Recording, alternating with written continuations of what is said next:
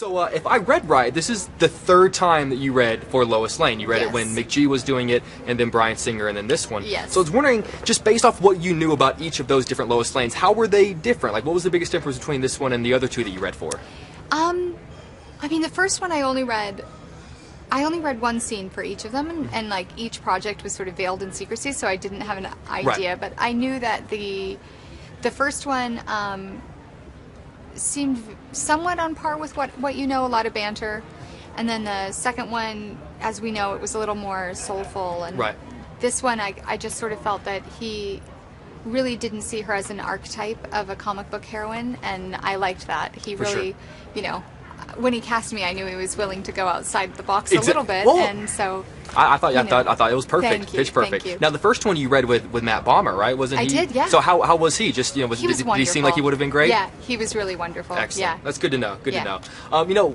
For Lois, both Clark Kent and Superman have so many mysteries about them. She's constantly trying to figure out things about them. So I was wondering, you've worked with Henry at this point. Spend some time with him. What is a mystery about him still that you're still trying to figure out about that guy?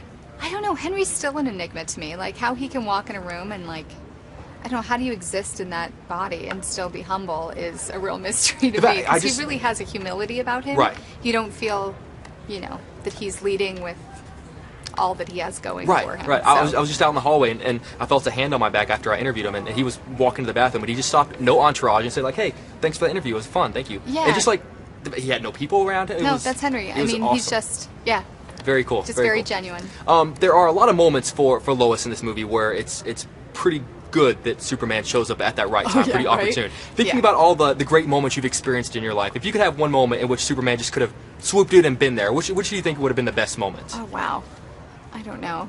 There's so many times in life where I put my foot in my mouth that somebody should have swooped in, but just swoop in and just say, Amy, stop. Luckily, I haven't been in too many dangerous situations, so that's good. But if there was a Superman that could keep me from saying something stupid, that would be wonderful. Man of Steel Part 2. Yeah, just every time I'm about to say something stupid, fair enough. they come in.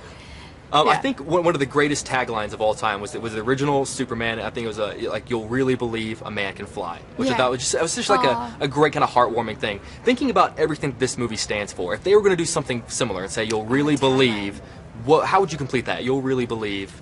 I just like you really believe. Like, that's awesome. Because I think, I really. Henry does such a great job embodying this new vulnerable, flawed Superman, and Russell and Kevin and Diane and Lawrence, Michael, the cast is just so committed, and every one of us showed up and wanted to be there, and I really hope that comes across on screen. So. It definitely does. On behalf of Superman fans everywhere, thank you for this movie. It was so incredible. And you're always so kind to me, and I really appreciate it. Thank you so much. I appreciate it.